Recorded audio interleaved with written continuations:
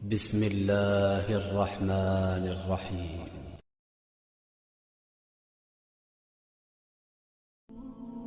ایک حد سے زیادہ خود اعتمادی، خود انحصاری، خود پسندی اور خود داری انسان کو انسانوں سے دور اور زندگی کے اعلیٰ مقصد حاصل کرنے میں ناکام کر دیتی ہے۔ مومن وہ ہوتا ہے جس کے ہاتھ میلے اور گندے ہوں لیکن اس کا دل پاک اور صاف ہو، اور وہ ہر حال میں تہہ دل سے اللہ کا شکر گزار ہو۔ مجبوری اور مفلسی کی بدبو غریب کے بدن سے موت تک نہیں جاتی۔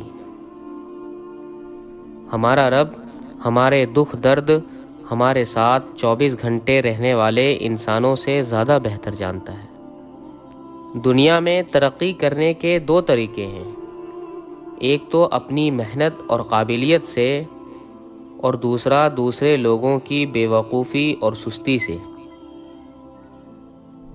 جس دل میں ایمان کی اہمیت ہوتی ہے وہاں مکاری پر سمجھوتا کرنے کی گنجائش نہیں ہوتی۔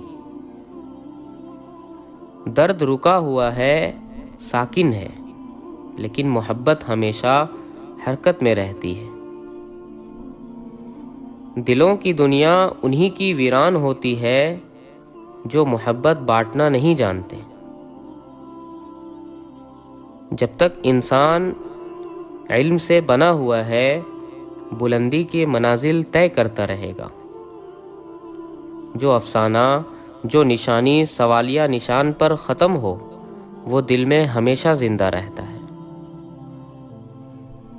انسان کی زندگی کا نچوڑ موت ہے۔ انسان کی کامیابی میں سب سے بڑی رکاوٹ اس کی اپنی سوچ ہے۔ دعا تمہاری چاہت کا تم سے ہر فاصلہ مٹا سکتی ہے، جو ناممکن ہے ان کہانیوں میں مکمل بنا سکتی ہے۔ دعا نا امید سے ہی امید کا نیا چراغ جلا سکتی ہے۔ جو تکلیف دیتا ہے تمہیں ہر وہ خیال تمہارے دل سے نکال سکتی ہے۔ اگر تم چاہتے ہو کہ سکون تمہارے قریب ہو جائے تو تم اللہ کے قریب چلے جاؤ اور توکل رکھو۔ تمہاری ہر مراد، ہر فریاد کا جواب ضرور آئے گا اور تمہارے حق میں آئے گا۔ وہ جب تمہیں خود تک لے آتا ہے تو تمہیں تم تک بھی لے آتا ہے۔ وہ آداب دعا انہی کو سکھاتا ہے جن کے مقدر میں قبولیت لکھ دیتا ہے، اور جب وہ معجزے کرتا ہے تو ان معجزوں کی شدت کو بہرا بھی سنتا ہے اور اندھا بھی دیکھ سکتا ہے۔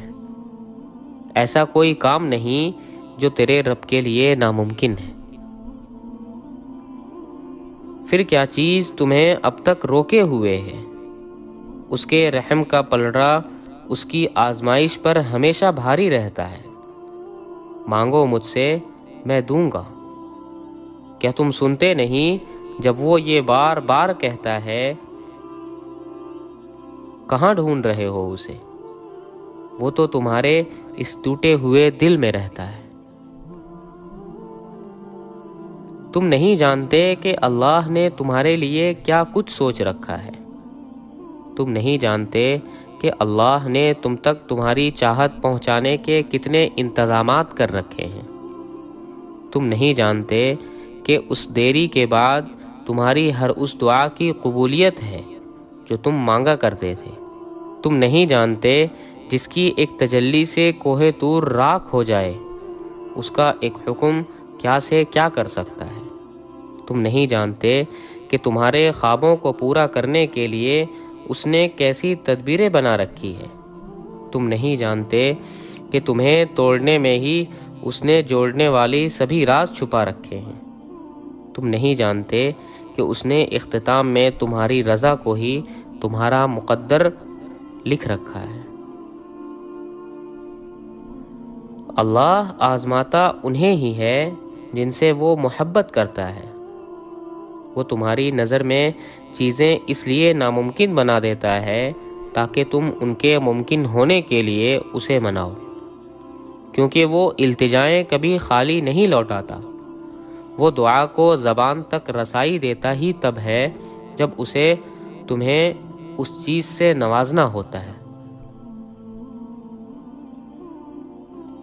اللہ تعالیٰ قرآن میں فرماتا ہے کہ یقیناً تمہارے اس غم کے انجام آغاز سے بہتر ہوگا، پھر کیوں تھک گئے ہو؟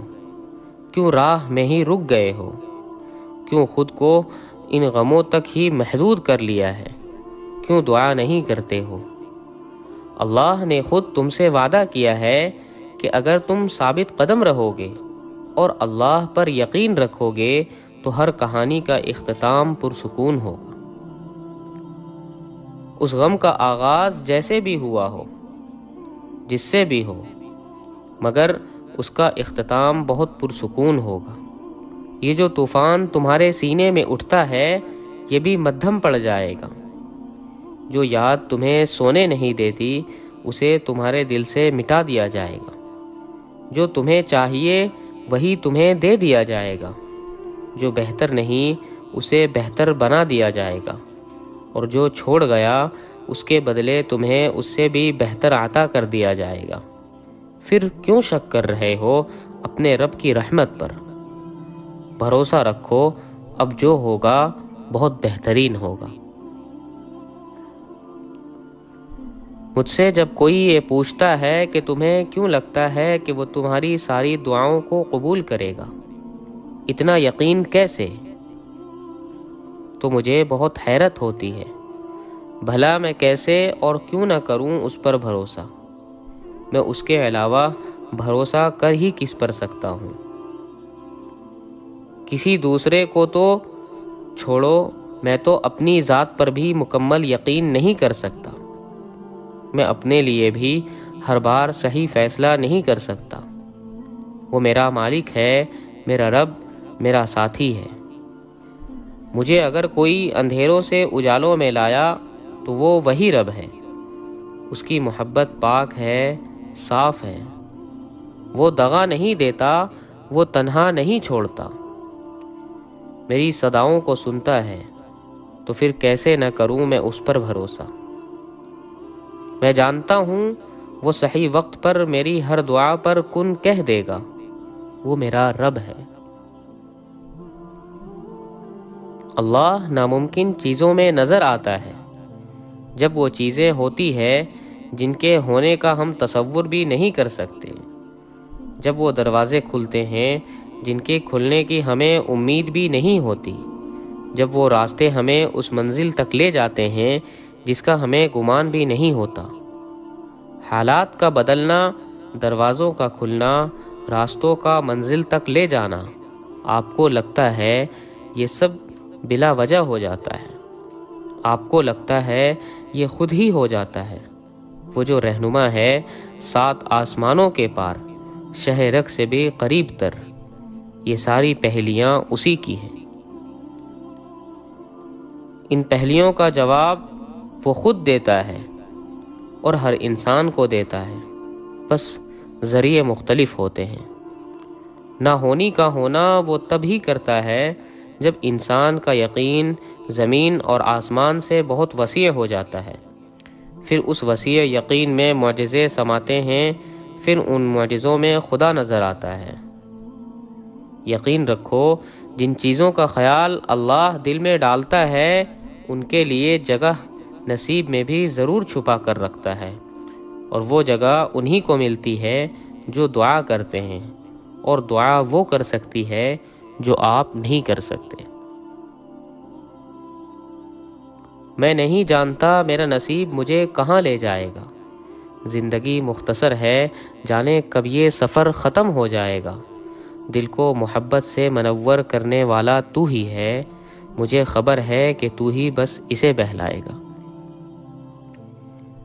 یہ آزمائش ہے، اگر تو مجھے ہمت دے پورا اترنے کی، اور اگر یہ تیری محبت کا امتحان ہے تو مجھے اتنا صبر دے کہ میں اس محبت کی لاج رکھ سکوں۔ مصلحتیں تو مجھے سمجھ نہیں آتی اللہ، مگر میرا دل تیرے فیصلوں پہ یقین رکھے ہوئے ہے۔ تیرا بندہ تیرے معجزوں پہ ایمان رکھے ہوئے ہیں۔ طویل ہے مسافت مگر منزل کا یقین ہے، آزمائش سخت ہے مگر وہ بھی تو رحیم ہے۔ مجھے راستوں سے مت ڈراؤ اے دنیا والو، میں جس کی آس پر ہوں وہ رب کریم ہے۔ شیخ سعدی رحمۃ اللہ علیہ فرماتے ہیں، جب آپ مجھ میں کوئی عیب دیکھو تو مجھ سے کہو، کسی اور سے نہیں، کیونکہ اس عیب کو مجھے ہی بدلنا ہے، کسی اور کو نہیں۔ مجھ سے کہو تو نصیحت کہلائے گی اور اجر لکھا جائے گا، کسی اور سے کہو گے تو غیبت کہلائے گی اور گناہ لکھا جائے گا۔ مولانا رومی فرماتے ہیں، اچھی اور بری بو آسمانوں پر پہنچتی ہے، ہمارے تکبر کی بو، غصے کی بو، حرص کی بو پیاز کے بو کی طرح سانس کے ساتھ ہونے کی وجہ سے پہچان لی جاتی ہے۔ اگر تو انکار کرے گا تو یہ بو تیرے خلاف گواہی دے گی۔ گناہوں کی بو کی وجہ سے ہماری دعائیں مردود ہو جاتی ہیں۔ مولانا رومی فرماتے ہیں، صرف پیسہ ہی رزق نہیں بلکہ عقل، ادب، چہرہ، اولاد، علم بھی رزق ہیں، اور اس سے بڑی بات کہ بہترین دوست بھی رزق میں شامل ہے۔